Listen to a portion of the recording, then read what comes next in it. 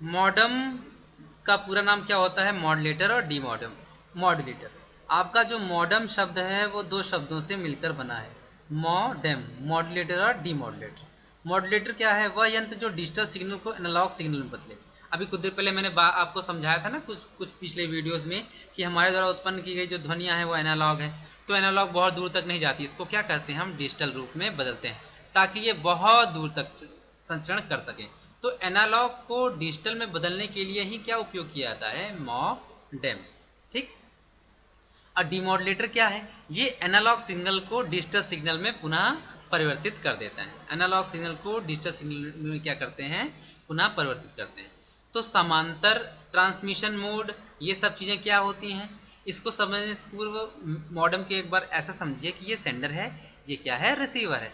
तो सेंडर से रिसीवर तक तो सूचना मोबाइल या कंप्यूटर्स में अगर एनालॉग सिग्नल द्वारा भेजी जा रही है तो ये सिग्नल्स बहुत दूर तक नहीं जाएंगे, बल्कि क्या हो जाएंगे? वीक। तो इसी एनालॉग सिग्नल को बीच में क्या लगा देते हैं? मॉडेम। ये मॉडेम क्या करता है? उसको डिजिटल में परिवर्तित करके रिसीवर के पास भेज देता है। ओके। और फिर डीमॉड्यूलेटर क्या करता है? उस सिग्नल्स को पुनः कन्वर्ट कर देता है एनालॉग फॉर्म में। आगे है आपका समांतर ट्रांसमिशन मोड क्या होता है? अब देखिए, समांतर ट्रांसमिशन मोड, अभी तक आप लोगों ने क्या देखा? डेटा क्या होता है, सिग्नल क्या होता है, ट्रांसमिशन या यहां पर कम्युनिकेशन देख लिया।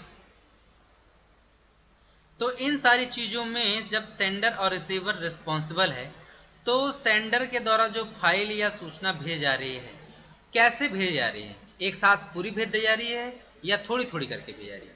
तो यही चीज समझाने के लिए यहां पर क्या है, सेंडर और रिसीवर के मध्य जो ट्रांसमिशन हो रहा है उसके लिए दो प्रकार के ट्रांसमिशन है, एक पैरेलल ट्रांसमिशन है, एक सीक्वेंस है। अब इसमें क्या होता है कि सेंडर से रिसीवर तक इस विधि में बाइनरी डेटा के ट्रांसमिशन से पहले डेटा को 0 और 1 के रूप में, जो पूरी बड़ी सी फाइल है जिसमें कुछ लिखा हुआ है, ठीक, इस फाइल को क्या करते हैं? 0 और 1 के रूप में क्या कर लेते हैं? चेंज कर लेते हैं। और फिर इस एंड से रिसीवर तक जितनी बिट्स होती हैं, 1 2 3 4 5 6, जितने बिट होते हैं उतने तारों का उपयोग कर लिया जाता है। 3 4 5 और 6, ये 6 तारे हैं।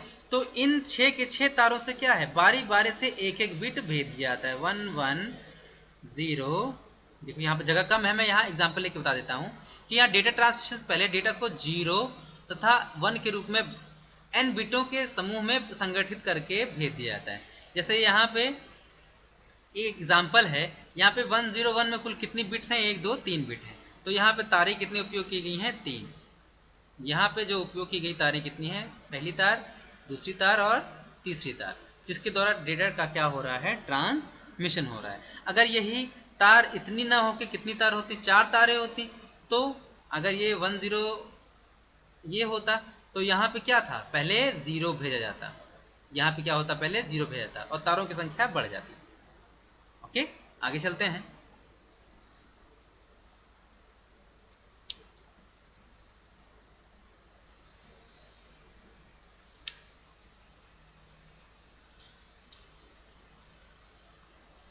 क्रमिक ट्रांसमिशन। क्रमिक ट्रांसमिशन क्या होता है? देखो, क्रमिक का मतलब होता है सीक्वेंस में, ठीक। इसमें बाइनरी डेटा की प्रत्येक बिट को एक दूसरे के अनुसरण करते हुए केवल एक तार के माध्यम से भेजा जाता है। अब तो ये देखो, उसमें क्या था? तार बहुत ज्यादा थी। तार ज्यादा है तो उसकी कॉस्ट, अर्थात उसमें लगने वाली जो लागत है वो बहुत ज्यादा हो जाएगी। अब उसको कम करने के लिए क्या किया गया? सीक्वेंस। लेकिन उसकी स्पीड जो है क्या है? वो बहुत फास्ट है, लेकिन इसमें स्पीड क्या है? कम हो जाएगी। तो इसमें क्या है? एक सेंडर है, उसके पास कोई फाइल है, उस फाइल को क्या किया गया? बाइनरी के रूप में चेंज कर दिया गया। सपोज 0 1 0 1 1 1 0, ये रिसीवर हैं जिनको सेंडर फाइल भेजने वाला है। तो ये क्या है? कुछ इस प्रकार की व्यवस्था दिखाई देती है। इनको बिटों के रूप में तोड़ लेते हैं ब्रेक कर लेते हैं और एक साथ भेजते हैं। लेकिन फर्क यह है कि इसमें केवल एक तार पाई जाती है। तो सबसे पहले जाएगा 0, फिर जाएगा 1, फिर जाएगा 1, फिर जाएगा 1, फिर जाएगा 0, फिर जाएगा 1, ये वाला 1, फिर जाएगा 1, फिर जाएगा क्या 0। तो इसमें सब लाइन से एक साथ जा रहे हैं, ओके। और उसमें क्या था, अलग अलग होके जा रहे थे, बाद में उनको इकट्ठा करना पड़ता था। तो दोनों के अपने लाभ हैं, दोनों के अपने क्या है, नुकसान है, ओके। हम ये नहीं कह सकते कि दोनों में बेस्ट कौन है।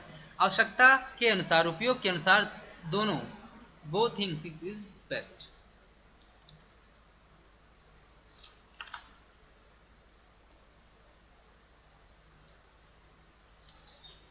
यहां पे देखिए क्रमिक ट्रांसमिशन मोड कितने प्रकार के होते हैं, 2, सिंक्रोनस और एसिंक्रोनस। अब सिंक्रोनस में क्या है, इसमें डेटा का प्रवाह एक बड़े फ्रेम में बिटों के समूह में होता है जो बिना किसी रिक्त स्थान के प्रवाहित हो सकते हैं। देखो यहाँ पे कोई बड़ा फ्रेम है, मतलब ये तीनों क्या है, एक ही थे, लेकिन सबसे पहले ये वाला भेजा गया, इसको फ्रेम 1 कहते हैं। इसको क्या कह रहे हैं हम लोग, फ्रेम 1। ये फ्रेम 1 भेजा जा रहा है, उसके बाद फ्रेम 2 भेजा जा रहा है, फिर फ्रेम 3। मतलब पूरा डेटा अगर किसी फ्रेम में मान लो F1, F2, F3, ये बड़ा सा कोई डेटा है और इस डेटा में 01, 01, 01, 01 ऐसे भरे हुए, और उनको टुकड़ों टुकड़ों में क्या बांट लिया गया, F1, F2, F3 ऐसे बांट लिया गया। तो बारी बारी से क्या है, फ्रेम्स, ये बारी बारी से क्या है, फ्रेम्स भेजे जा रहे हैं, ठीक है। पूरा का पूरा डेटा एक साथ नहीं, बल्कि फ्रेम के रूप में भेजा जा रहा है। और लेकिन इसमें खास बात यह है कि ये फ्रेम टुकड़ों में नहीं है, अलग अलग नहीं है, बल्कि आपस में जुड़े हुए हैं, अखंडित, ओके, जिनका कोई खंड नहीं है। आगे चलते हैं।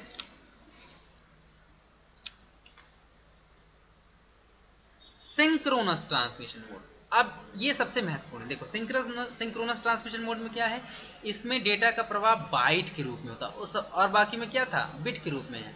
तो बाइट के रूप में होता है, प्रत्येक बाइट के आरंभ में, इसको बाइट बोला गया, ठीक है। प्रत्येक बाइट के प्रारंभ में एक स्टार्ट बिट, प्रत्येक बाइट के प्रारंभ में एक स्टार्ट बिट लगा दी जाती है, और अंत में क्या लगा दिया जाता है, स्टॉप बिट। अंत में एक या एक से अधिक स्टॉप बिट होती है। इनके बीच का स्थान, इनके बीच में खाली स्थान होता है। यहाँ पे डेटा हो जाता है, यहाँ पे स्टॉप बिट, यहाँ पे स्टार्ट बिट क्यों लगाई गई। सपोज ये आपका फ्रेम 1 है, ये फ्रेम 2 है, ये फ्रेम 3 है, लेकिन इसमें फर्क यह है कि ये तीनों फ्रेम खंडित हैं, अलग अलग हैं। तो एक फ्रेम दूसरे फ्रेम से जुड़ेगा कब, जब ये पता हो कि जोड़ना क्या है। तो पुराना फ्रेम आ रहा है, नया फ्रेम खत्म हो रहा है, इसकी जानकारी के लिए क्या है, स्टार्ट बिट या स्टॉप बिट लगा दी जाती है। स्टार्ट बिट का मतलब यह है कि अभी फ्रेम आ रहा है, अभी फ्रेम क्या है, बाकी है, और स्टॉप बिट दिखाता है क्या, कि अभी फ्रेम खत्म हो चुकी है, और सारे फ्रेम्स को क्या कर लें, मर्ज कर लें या इकट्ठा कर लें, और एक मीनिंगफुल डेटा निकाल लें। आज के लिए इतना ही। Thank you so much. Chapter 1 यहीं समाप्त होता है।